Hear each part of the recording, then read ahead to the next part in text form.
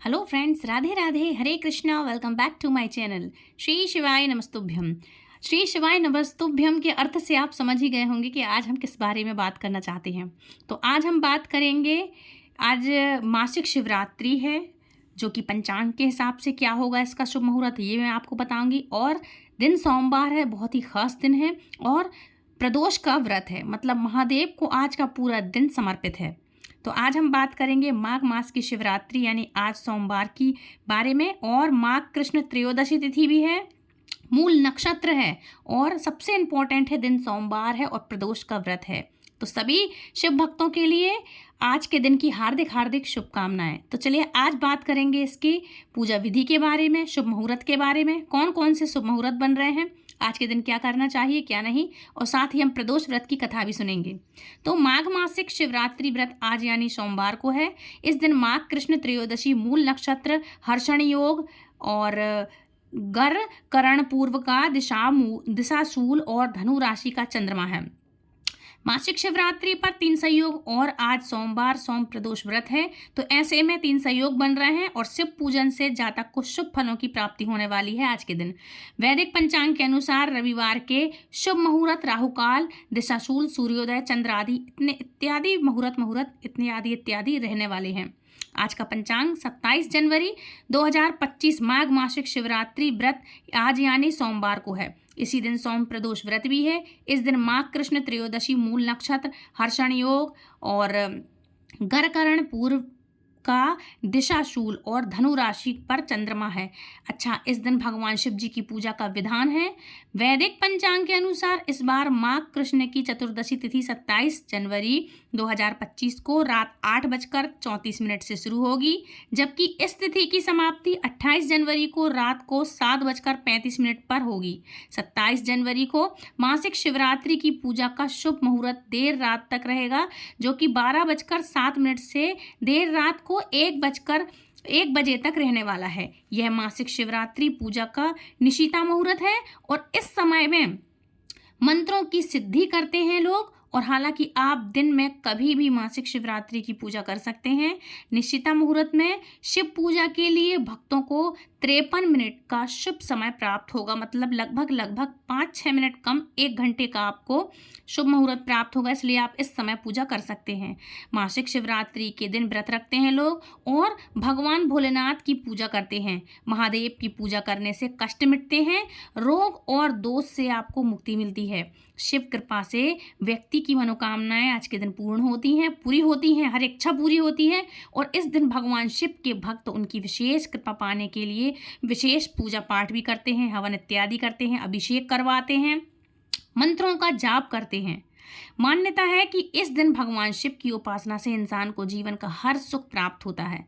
और इस दिन ब्रह्म मुहूर्त में उठ करके स्नान करके व्रत का पूजन या संकल्प लें। ब्रह्म मुहूर्त नहीं है तो आप जब भी उठते हैं तो आराम से उठें। इसके बाद पूजा पाठ, जप तप, होम हवन इत्यादि आप कर सकते हैं, क्योंकि सर्दियों का टाइम है, काफ़ी सारे बुजुर्ग ऐसे होते हैं जो नहीं कर सकते। तो हमारे भोलेनाथ तो 1 लोटा जल से ही प्रसन्न हो जाते हैं, जैसा कि आपने सुना होगा कि 1 लोटा जल चढ़ाएं और सभी कष्टों से मुक्ति पाएं। तो इसलिए मैं आपको बता दूं कि आप शिव मंदिर में जाकर भी उनका अभिषेक कर सकते हैं, अगर ब्रह्म मुहूर्त में ना उठ पाएँ तो। और बहुत सी पूजा है, पाठ हैं, जप तप है, स्तुति है, रुद्राष्टकम है, ये सब चीज़ें आप कर सकते हैं। शिव मंदिर में जाकर के आपको शिव जी को जल अर्पित करना चाहिए। इतना करने के बाद पंचोपचार से भगवान शिव की पूजन करें और शिव जी के मंत्रों का जाप करें। इसके बाद शाम के समय प्रदोष काल में रुद्राष्टकम या शिव स्तुति का आप पाठ कर सकते हैं। इससे जातक को शुभ फलों की प्राप्ति होती है। वैदिक पंचांग में जानने से जो रविवार के शुभ मुहूर्त हैं, जो चौघड़िया मुहूर्त कहलाते हैं, राहुकाल है, दिशाशूल, सूर्योदय है, चंद्रोदय आदि इत्यादि हैं, ये सब हैं। आज तिथि में त्रयोदशी में 8:37 PM से लेकर के फिर चतुर्दशी आज नक्षत्र का मूल होगा, तो मूल नक्षत्र होगा 9:03 तक। और आज का करणगर मुहूर्त रहेगा 8:52 तक, ये रहने वाला है। और मणिज मुहूर्त रहने वाला है 8:37 PM तक। और आज का योग सहर्षण योग जो है जिसको बोलते हैं 1:56 AM तक। जनवरी 28 का जो मुहूर्त मैं बता दूं तो 28 आज तक का पक्ष कृष्ण जो पक्ष है, जो आज तक का दिन सोमा चंद्र राशि में धनु राशि में रहने वाला है और सोम चंद्र राशि धनु है। ठीक है। सूर्योदय और सूर्यास्त का समय क्या होगा और चंद्रोदय और चंद्रहस्त का समय क्या होगा? तो देखो, सूर्योदय का समय रहेगा शाम को सुबह 7:12 से लेकर के सूर्यास्त का समय रहेगा 5:55 PM तक। चंद्रोदय का समय रहेगा 6:22 से लेकर के 28 जनवरी को, और 28 जनवरी का जो बता दूं 3:35 तक।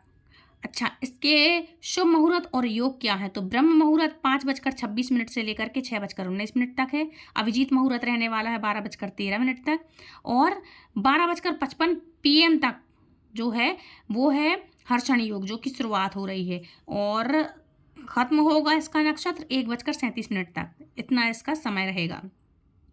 रुद्राभिषेक के लिए आपका अगर टाइम है, विश्वास है, तो आप इसका रहेगा 8:34 AM तक, मतलब शाम तक PM तक आप इसका रुद्राभिषेक कर सकते हैं। रात में नहीं होता है, इसलिए आप मतलब उसके पहले आप कर सकते हैं। जो भी पूजा करते हैं या फिर प्रदोष काल में शाम के टाइम पूजा करते हैं तो पूरा जाहिर सी बात है शिव जी का पूरा हर चीज़ से अभिषेक होता है, तो इतने मिनट से इतने मिनट तक आप कर सकते हैं। ठीक है। अब हम बात करेंगे शिव प्रदोष व्रत की प्राचीन कथा के बारे में। एक बहुत पौराणिक कथा है। प्राचीन काल में एक गरीब पुजारी हुआ करता था। उस पुजारी की मृत्यु के बाद उसकी विधवा पत्नी अपने भरण पोषण के लिए पुत्र को साथ लेकर भीख मांगती हुई शाम तक घर वापस रोज आया करती थी। एक दिन उसकी मुलाकात विदर्भ देश के राजकुमारों से हुई, जो कि अपने पिता की मृत्यु के बाद दर दर भटकने लगा था। उसकी यह हालत पुजारी की पत्नी से देखी नहीं गई। वह उस राजकुमार को अपने साथ अपने घर ले आई और उसका पालन पोषण अपने पुत्र के जैसा करने लगी। एक दिन पुजारी की पत्नी अपने साथ दोनों पुत्रों को शांडिल्य मुनि के पास लेकर गई, उनके आश्रम में। वहां उसने ऋषि से शिव जी के प्रदोष व्रत की कथा एवं विधि सुनी तथा घर जाकर वह भी प्रदोष व्रत करने लगी। एक बार दोनों बालक वन में घूम रहे थे। उसमें से पुजारी का एक बेटा तो घर लौट आया, परंतु राजकुमार वन में ही रह गया। उस राजकुमार ने गंधर्व कन्याओं को क्रीड़ा करते हुए देखा तो उनसे बात करने लगा। उस कन्या का नाम अंशुमति था। उस दिन वह राजकुमार घर देरी से लौटा। इसके बाद राजकुमार दूसरे दिन फिर से उसी जंगल पहुंचा जहां अंशुमति अपने माता पिता से बात कर रही थी। तभी अंशुमति के माता पिता ने उस राजकुमार को पहचान लिया तथा उससे कहा कि आप तो विदर्भ नगर के राजकुमार हो ना, आपका नाम धर्मगुप्त है। अंशुमति के माता पिता को वह राजकुमार पसंद आया और उन्होंने कहा कि शिव जी की कृपा से हम अपनी पुत्री का विवाह आपसे करना चाहते हैं। क्या आप इस विवाह के लिए तैयार हैं? राजकुमार ने अपनी स्वीकृति दे दी तो उन दोनों का विवाह संपन्न हुआ। बाद में राजकुमार ने गंधर्व की विशाल सेना के साथ विदर्भ पर हमला किया और घमासान युद्ध कर विजय प्राप्त की तथा पत्नी के साथ राज्य करने लगा। वहां उस महल में वह पुजारी की पत्नी और पुत्र को आदर के साथ ले आया तथा साथ रहने लगा। पुजारी की पत्नी तथा पुत्र के सभी दुख व दरिद्रता दूर हो गई और वे सुख से अपना जीवन व्यतीत करने लगी। एक दिन अंशुमति ने राजकुमार से इन सभी बातों के पीछे का कारण और रहस्य पूछा। तब राजकुमार ने अंशुमति को अपने जीवन की पूरी बात बताई और साथ ही प्रदोष व्रत का महत्व और व्रत का फल प्राप्त करने की भी विधि बताई। व्रत से प्राप्त फल से भी अवगत कराया उसको। उसी दिन से प्रदोष व्रत की प्रतिष्ठा व महत्व बढ़ गया तथा मान्यता अनुसार लोग यह व्रत करने लगे। कई जगहों पर अपनी श्रद्धा के अनुसार स्त्री पुरुष दोनों ही यह व्रत करते हैं। इस व्रत को करने से मनुष्य के सभी कष्ट और पाप नष्ट हो जाते हैं एवं मनुष्य को अभीष्ट फल की प्राप्ति होती है। तो ये व्रत कोई भी कर सकता है, कहीं भी कर सकता है। बड़े बूढ़े बच्चे स्त्री पुरुष जो भी हैं, आप सभी लोग प्रदोष व्रत का व्रत कर सकते हैं और जो भी आपके सामर्थ्य हो उस हिसाब से आप श्रद्धा से पूजा पाठ कर सकते हैं, है ना। तो ये थी एक पौराणिक कथा। अब बात करते हैं एक और दूसरी पौराणिक कथा के बारे में कि पौराणिक कथाओं के अनुसार चंद्रमा का विवाह दक्ष प्रजापति की 27 कन्याओं के साथ हुआ था। हालांकि चंद्रमा को इनमें से केवल रोहिणी से अधिक से अधिक स्नेह था। बाकी कन्याओं ने जब इस बात की शिकायत अपने पिता दक्ष प्रजापति से की तो क्रोधित होकर दक्ष ने चंद्रमा को श्राप दिया कि वह क्षय रोग से ग्रसित हो जाएगा। क्षय मतलब उसका क्षय हो जाएगा। श्राप के कारण चंद्रमा की कलाएं क्षीण होने लगी और उसका स्वास्थ्य दिन प्रतिदिन बिगड़ने लगा। अपनी समस्या का समाधान ढूंढने के लिए चंद्रमा ने नारद मुनि से सलाह ली और नारद मुनि ने उन्हें भगवान शिव की आराधना करने का सुझाव दिया। चंद्रमा ने प्रदोष काल में भगवान शिव का कठोर तप किया। उनकी भक्ति के प्रभाव से प्रसन्न होकर के भगवान शिव ने उन्हें श्राप से मुक्त कर दिया और अपने मस्तक पर भगवान शिव ने चंद्रमा को धारण किया। इसके बाद चंद्रमा की कलाएं फिर से बढ़ने लगी और पूर्णिमा तक वह पूर्ण चंद्र के रूप में दिखाई देने लगा। ऐसा प्रदोष के व्रत से हुआ और भगवान भोलेनाथ ने चंद्रमा को यह आशीर्वाद दिया कि दिन प्रतिदिन वह बढ़ेगा भी और घटेगा भी। उसको अपने सर माथे पर स्थान भी दिया। प्रदोष व्रत के कथा के अनुसार भगवान शिव की कृपा से बड़े संकट भी टल जाते हैं।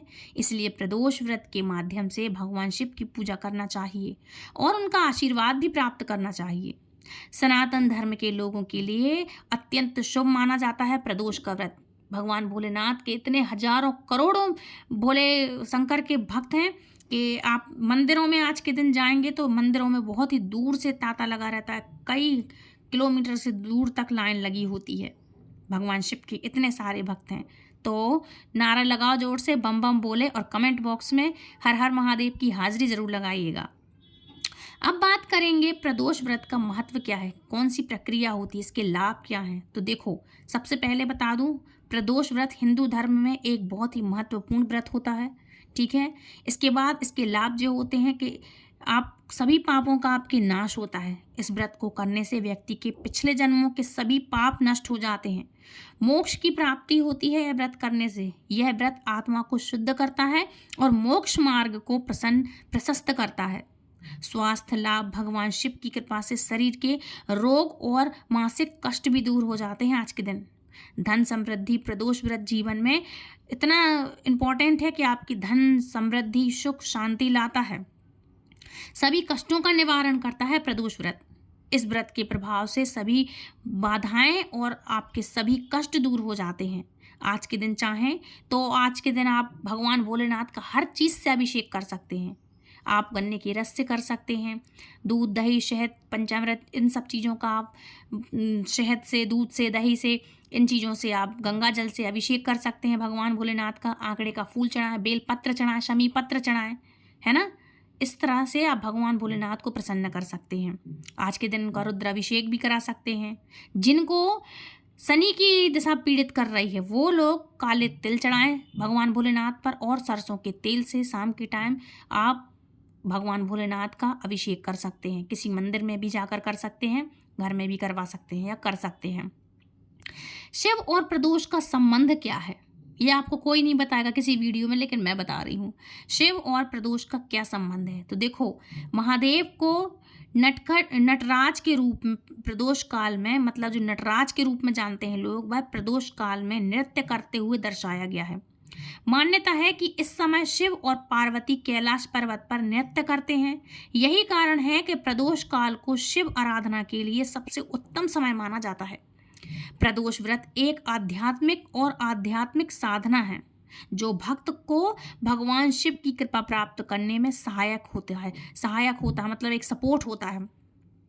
यह व्रत न केवल आध्यात्मिक शांति प्रदान करता है बल्कि भौतिक सुख और मानसिक संतुलन भी प्रदान करता है।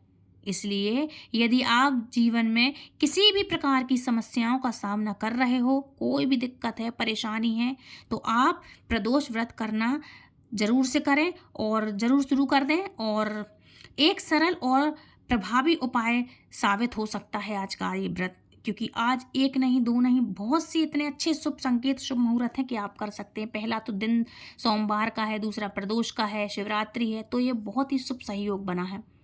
तो फ्रेंड्स, ये थी आज की वीडियो। आई होप आज की जानकारी, आज की वीडियो आपको पसंद आई होगी। यदि पसंद आई तो प्लीज़ वीडियो को लाइक शेयर कमेंट करें, चैनल सब्सक्राइब करें, दूसरों तक ज़्यादा से ज़्यादा शेयर करें ताकि दूसरे लोग भी आज की तिथि समझ पाएँ। काफ़ी लोगों को कुछ पता ही नहीं होता है कि तिथि कौन सी है। तो यदि आपने ये वीडियो देख लिया है तो दूसरों तक शेयर जरूर करें। अपने फ्रेंड्स, फैमिली, रिश्तेदार, अपने चाहने वालों को ये व्रत की जानकारी जरूर से शेयर करें। जिसको जो चाहिए वो हर चीज़ देंगे बाबा भोलेनाथ। तो हमारे चैनल पर यदि आप पहली बार जुड़े हैं तो बेल आइकन को ऑल पर प्रेस करना ताकि आने वाली हर एक वीडियो की नोटिफिकेशन सबसे पहले आप तक पहुंचे। और यदि आप हमें चैनल के माध्यम से दक्षिणा प्रदान करना चाहते हैं, जो आप हमें दक्षिणा दे सकते हैं, तो नीचे सुपर थैंक्स का बटन अवेलेबल है। कथा सुनाने के उपलक्ष्य में आप हमें दक्षिणा दें तो नीचे सुपर थैंक्स का बटन अवेलेबल है। आप अपने मन मुताबिक हमें दक्षिणा प्रदान कर सकते हैं। तो फ्रेंड्स, मिलती हूँ नेक्स्ट वीडियो में। तब तक के लिए राधे राधे, हरे कृष्णा, बम बम भोलेनाथ की जय, जय भोलेनाथ की, हर हर महादेव, जय जय शिव शंभू, राधे राधे, हरे कृष्णा, हरि बोल।